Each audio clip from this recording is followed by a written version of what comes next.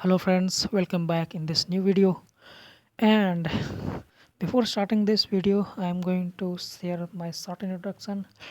My name is Pankaj Kumar and I am a graduated in the 2021 through economics and psychology.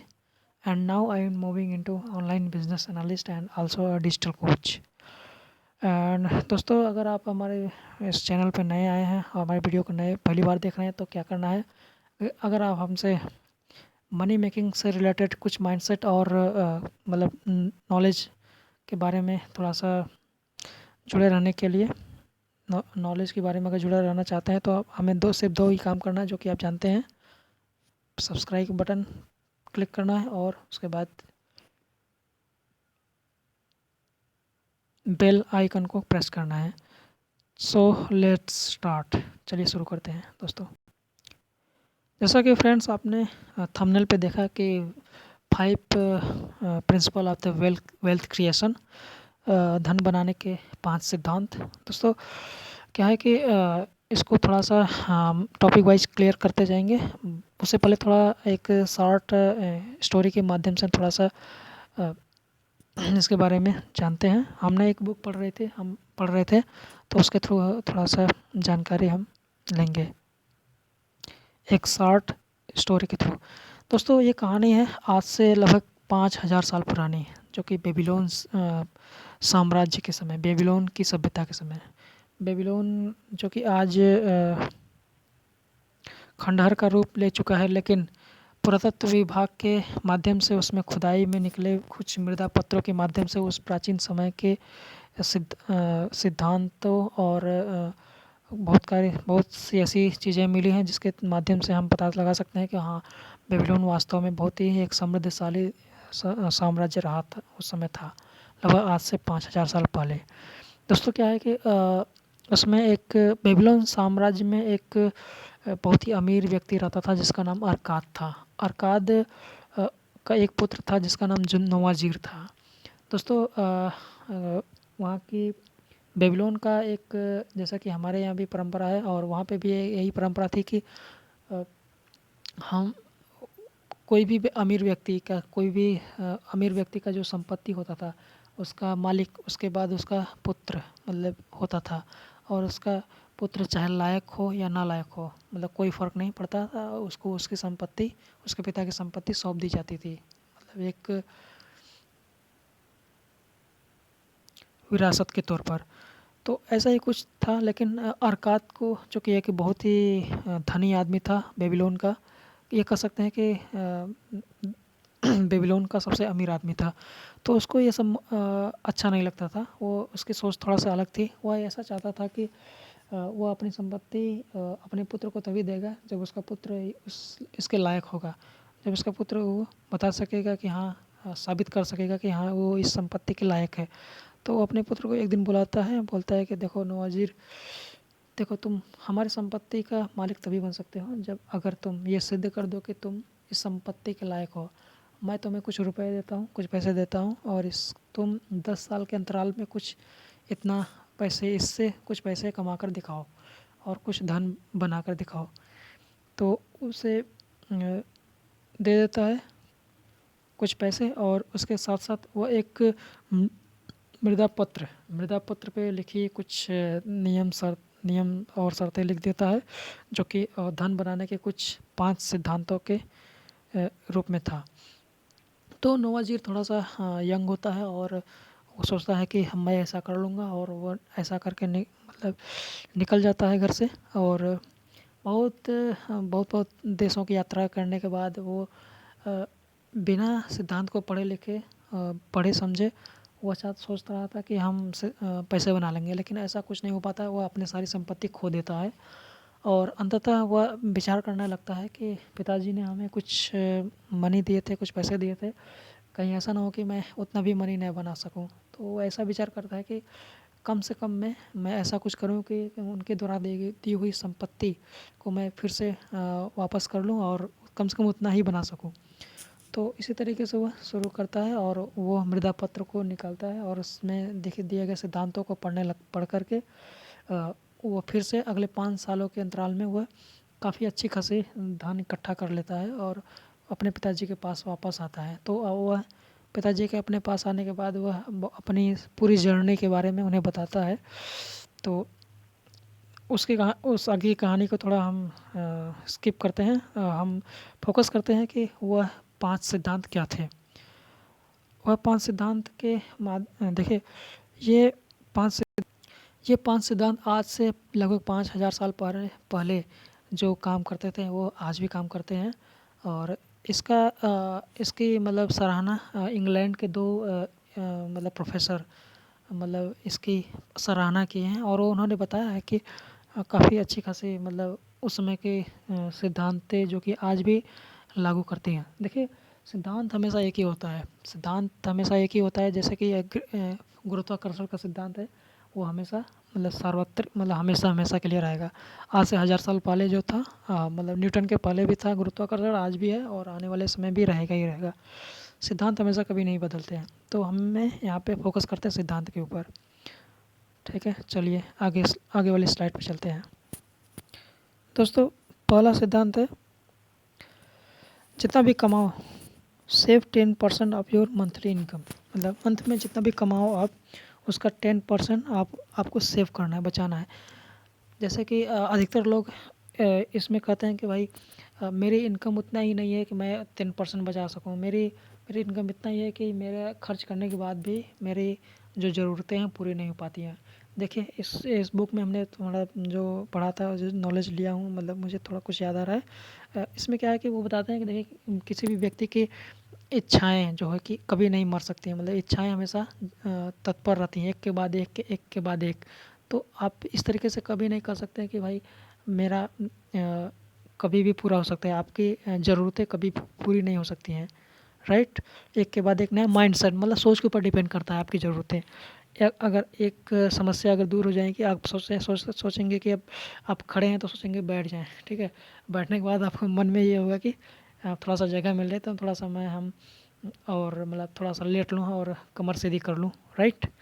इस तरीके से तो जो कुछ भी हो, जो कुछ भी कमाए, 10,000 20,000 50,000 जो कुछ भी हो, लेकिन 10% उसका बचाना ही बचाना है। 10% मतलब ये सोच लेना है कि 90% ही हम पैसे पा रहे हैं, ओके। एंड सेकेंड, अब 10% बचा तो लिए, अब क्या करना है, उसको रखना थोड़ी ना है। उसके लिए अब क्या करना है, अगला स्टेप क्या है, search profitable work and task for it. मतलब इस तरीके से काम खोजना है कि कहीं ऐसी जगह पे हम इसको इन्वेस्ट करें। कैसे ऐसी जगह पे इन्वेस्ट करें जो कि मेरे लिए प्रॉफिटेबल हो। 10% आज ये 10% है, ये मतलब जहाँ भी हम डाल दें उसका 100% है, मतलब उसके बाद धीरे धीरे रेवेन्यू जनरेट करे, राइट। कहीं ना कहीं इन्वेस्टमेंट करना है, चाहे अपने नॉलेज के ऊपर, चाहे किसी भी चीज़ के ऊपर। मतलब और वो वॉरेन बफेट मतलब भी कहते हैं कि इन्वेस्टमेंट इज बहुत ही पावरफुल चीज़ है और आपको इन्वेस्टमेंट करना ही चाहिए।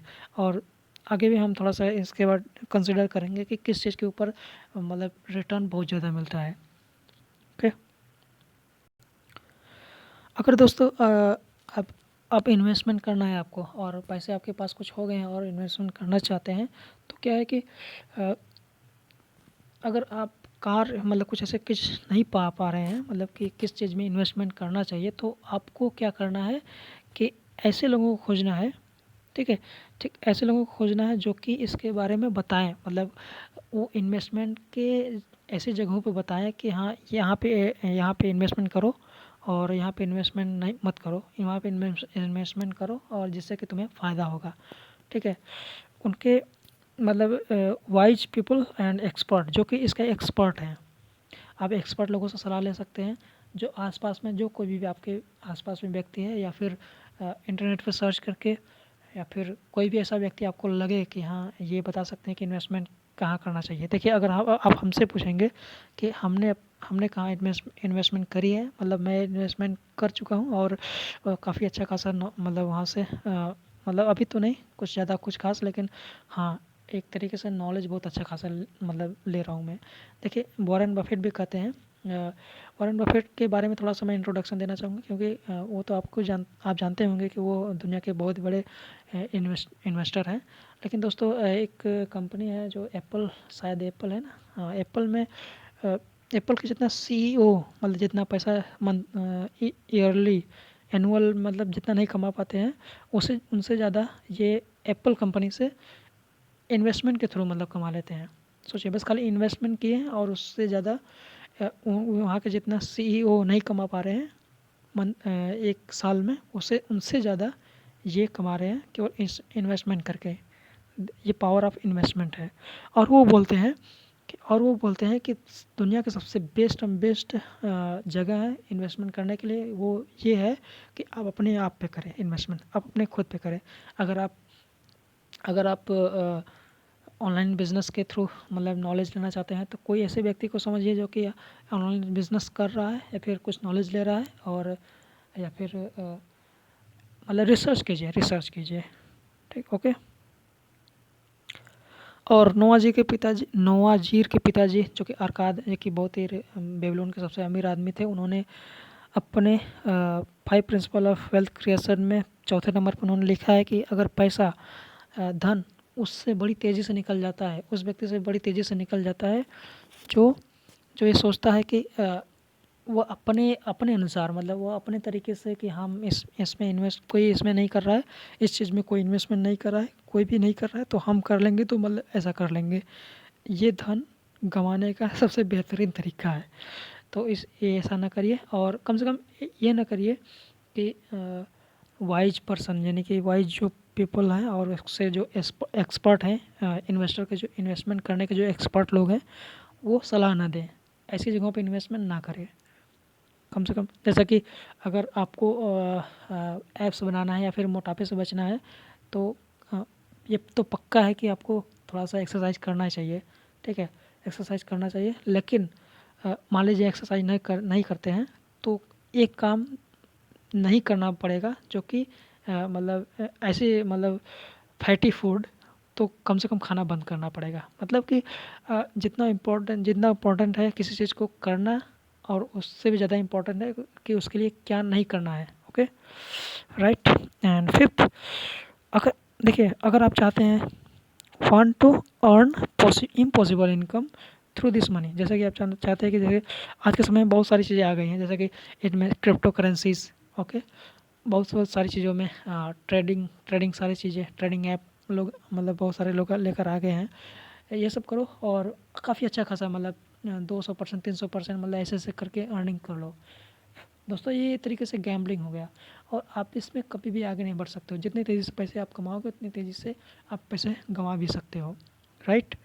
तो क्या है कि इम्पॉसिबल तरीके से इम्पॉसिबल अर्निंग्स धीरे धीरे स्टार्ट करो, कम ही पैसे कमाओ शुरुआत में, डजेंट मैटर, बट स्टार्टिंग करो। एटलीस्ट अपने नॉलेज के ऊपर इन्वेस्टमेंट करोगे तो ऐसे सारी चीज़ों से बचे रहोगे, और क्विक रिस्पॉन्स वाली चीज़ों से थोड़ा सा अवॉइड करो। And I hope you will be understand. जैसे देखिए फ्रेंड, ये 5 प्रिंसिपल जो है ना, बहुत मतलब नोआज़ीर जो कि एक सच्ची कहानी है, और ये इस कहानी को मतलब पुरातत्वविदों ने मतलब अपने मृदा पत्र में जो सारी चीज़ें लिखी गई हैं उसके थ्रू उन्होंने निकाला, और मतलब उसके थ्रू एक बुक लिखी गई। बुक के लेखक ऐसे कुछ हैं, मतलब मुझे नाम नहीं याद आ रहा है। The richest person of the Babylon, ये नॉलेज सोर्स है, और वहाँ से ये 5 प्रिंसिपल हमने मतलब बता रहे हैं। और इसको समझने के लिए सोचिए नवाज़िर 5 साल मतलब व्यतीत कर दिया ऐसे ही। तो दोस्तों नॉलेज एवरीवेयर है, फ्री का नॉलेज हर जगह है, लेकिन दोस्तों इन्वेस्टमेंट करने के लिए आपको अपने ऊपर से बढ़िया और कोई जगह नहीं है। वहाँ पे इन्वेस्टमेंट करेंगे तो आगे जाने वाले समय में और भी अच्छे खासे रेवेन्यू जनरेट कर पाएंगे। Friends, I hope you got value. If you find value and comment below, comment कीजिए कि आपने वैल्यू मतलब पाया है, या फिर comment value I got value. And दोस्तों हमने आपके लिए थोड़ा सा एक और फ्री गिफ्ट आपने आपके लिए तैयार किए हैं। दोस्तों क्या है कि अगर आप चाहते हैं और भी नॉलेज हमारे थ्रू लेने के लिए, तो हमने डिस्क्रिप्शन बॉक्स में एक लिंक दिया है, उस लिंक के थ्रू जाइए वहाँ पे, और वहाँ पे एक आपका हमने रिच डैड के जो कि अमेरिका के बहुत ही काफ़ी अच्छे माने जाने एक कंपनी है जो कि सिखाती है वित्तीय सेवा, नॉलेज देती है लोगों को, वित्तीय सेवाएं प्रदान करती है, सेवाएं तो नहीं मतलब प्रशिक्षण देती है। दोस्तों इसके बारे में हम अलग से वीडियो बनाएंगे वित्तीय प्रशिक्षण के ऊपर, और वहाँ पे रिच डैड की रॉबर्ट कियोसाकी उनके लेखक हैं। उन्होंने एक छोटी सी गाइड है, उसमें वो बता रहे हैं कि हाउ टू 3 स्टेप में वो बता रहे हैं कि फाइनेंशियली फ्री कैसे होना है, फाइनेंशियली फ्रीडम कैसे लाना है। ठीक है, वो जाइए वहाँ पे लिंक पे क्लिक कीजिए और क्लिक करने के बाद वहाँ से अपना फ्री का गाइड, मतलब मिनी गाइड है, उसको लीजिए और नॉलेज गेन कीजिए। And see you in the next video. Till the time you will be happy and stay growing. आगे बढ़ते रहिए। बाय।